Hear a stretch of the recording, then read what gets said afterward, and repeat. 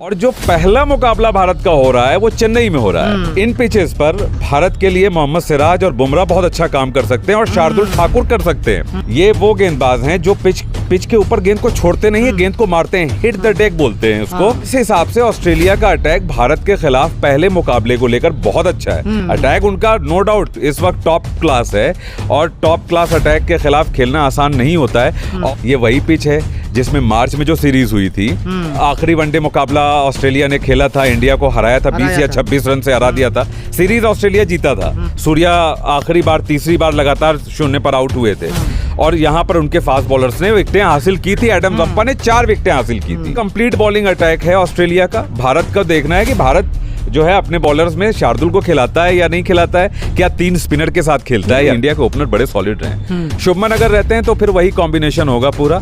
सूर्या को एडजस्ट करने के लिए मुझे नहीं लगता कि सूर्या को मौका मिलेगा। आप श्रेयस अय्यर के साथ जाएंगे, मिचेल स्टार्क जैसे गेंदबाज भी उनके सामने गेंदबाजी करते हुए आएंगे, तो ये थोड़ा मुश्किल होगा। बाकी भारत जो है बुमराह सिराज के साथ जाएगा और बुमराह सिराज हार्दिक पांड्या के साथ कॉम्बिनेशन हो सकता है। हार्दिक पांड्या, बुमराह, सिराज और 3 स्पिनर्स, रविंद्र जडेजा, रविचंद्रन अश्विन और कुलदीप यादव, ये हो सकता है। लेकिन कौन खिलाड़ी बहुत अच्छा कर सकता है? ओपनिंग को लेकर एक थोड़ी सी समस्या है क्योंकि उनके जो बल्लेबाज हैं ट्रेविस हेड वो चोट की वजह से बाहर हैं, वो नहीं है। डेविड वार्नर पर आप बैंक ऑन कर सकते हैं। इंडिया में वो बड़ा अच्छा खेलते हैं। लेकिन फास्ट गेंदबाज ऑस्ट्रेलिया के बहुत अच्छे माने जाते हैं। लेकिन आप एडम जंपा की बात कर रहे हैं क्योंकि उनको पता है कि हम भारत जा रहे हैं, एशियाई पिच पर उनका कैसा, क्योंकि उनको पता है कि जो तेज गेंदबाज है, तेज गेंदबाज हमेशा से चैलेंजिंग रहा है भारतीय पिच पर। तो ऑस्ट्रेलिया के तेज गेंदबाज और जो स्पिनर है, दोनों को आप कैसे देखते हैं?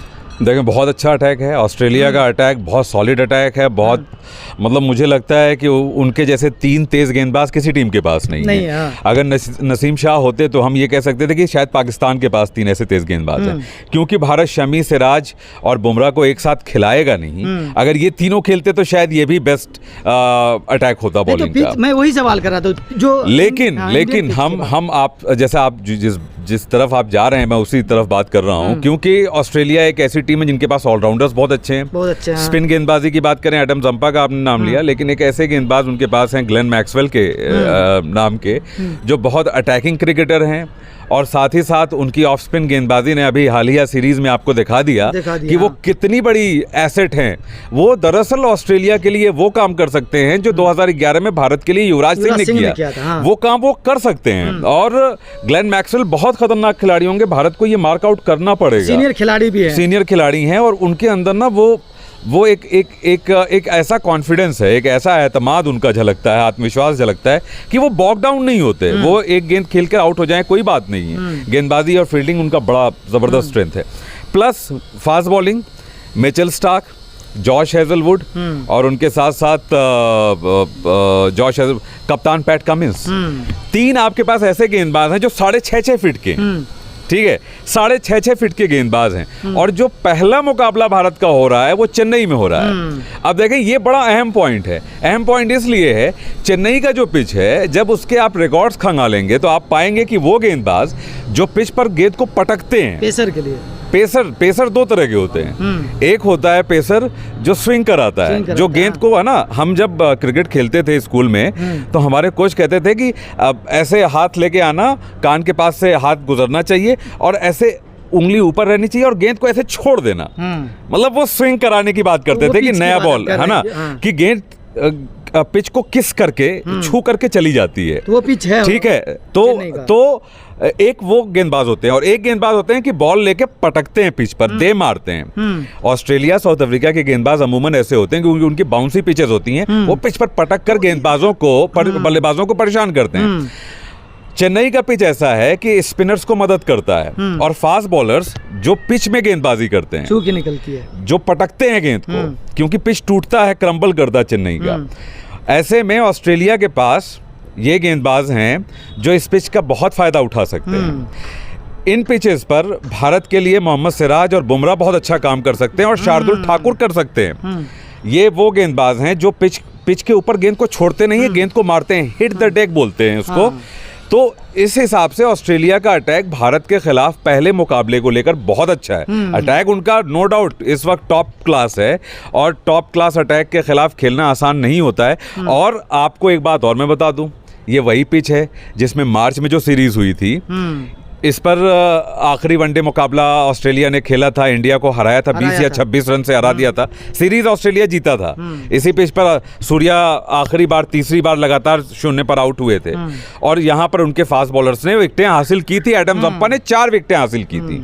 तो पूरी तरह से कंप्लीट बॉलिंग अटैक है ऑस्ट्रेलिया का। भारत का देखना है कि भारत जो है अपने बॉलर्स में शार्दुल को खिलाता है या नहीं खिलाता है, क्या 3 स्पिनर के साथ खेलता है। इंडिया के साथ अभी तक ऊपर वाले का करम है कि ये प्रॉब्लम नहीं रही है। इंडिया के ओपनर बड़े सॉलिड रहे। शुभमन अगर रहते हैं तो फिर वही कॉम्बिनेशन होगा पूरा। सूर्या को एडजस्ट करने के लिए मुझे नहीं लगता कि सूर्या को मौका मिलेगा। मुझे नहीं लगता है कि सूर्या को मौका मिलेगा।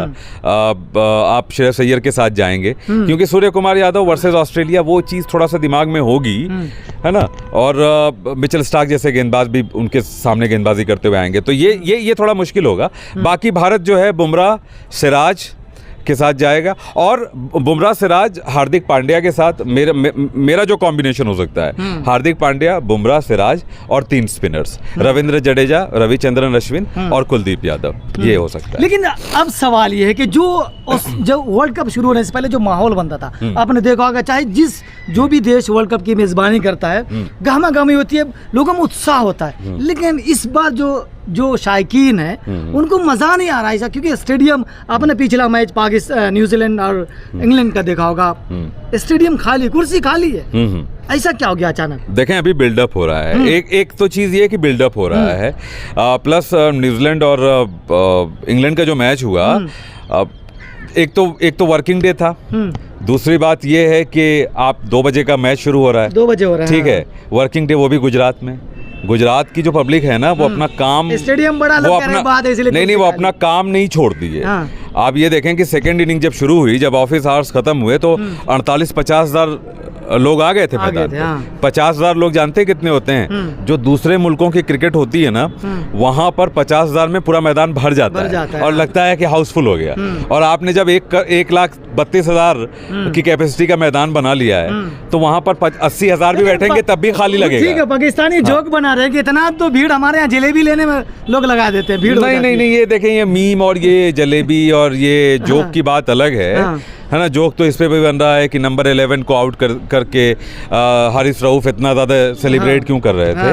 मतलब जोक बनने की कोई मतलब इंतहा नहीं है।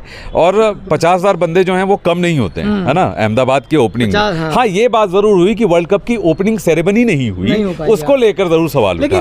लेकिन जो उत्साह होता था, आपने देखा, उत्साह बहुत जमाने से नजर रखते हैं। उत्साह कैसे होगा? उत्साह कैसे होगा? आप वर्ल्ड कप से ठीक 4 दिन पहले सीरीज खेल रहे हैं। आप थोड़ा टाइम तो दें, आप टाइम तो दें। आप जो है, अगर आप कहीं आज मंगनी कर रहे हो, है ना, मंगनी कर रहे हो और 4 दिन के बाद शादी कर रहे हो, तो आप शादी में थके नहीं दिखोगे, आप थके दिखेंगे ना। आप ये देखें ना कि आप एशिया कप खेल रहे थे, वहीं खत्म हो जाता, 15 दिन का गैप मिलता आपको।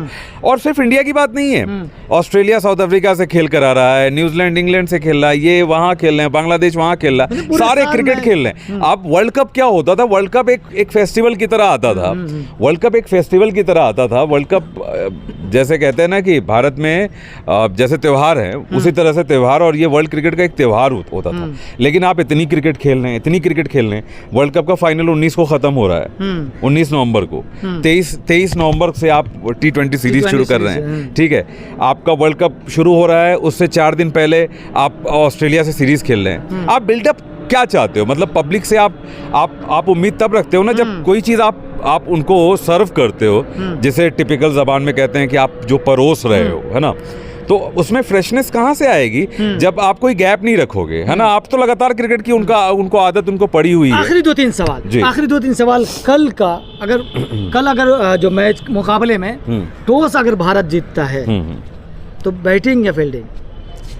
भारत अगर टॉस जीतता है तो सीधा बैटिंग करेगा। जी हाँ, बैटिंग करेगा। कितना टारगेट चाहिए ऑस्ट्रेलिया को? बैटिंग करेगा। और देखें, क्योंकि चेन्नई का जो विकेट है, वहाँ की जो पिच है, महेंद्र सिंह धोनी चेन्नई सुपर किंग्स के लिए वहाँ लगातार खेलते रहे। आपने देखा होगा कि वो पिच थोड़ा सा टूट जाता है। T20 क्रिकेट में कम, 50 ओवर की क्रिकेट में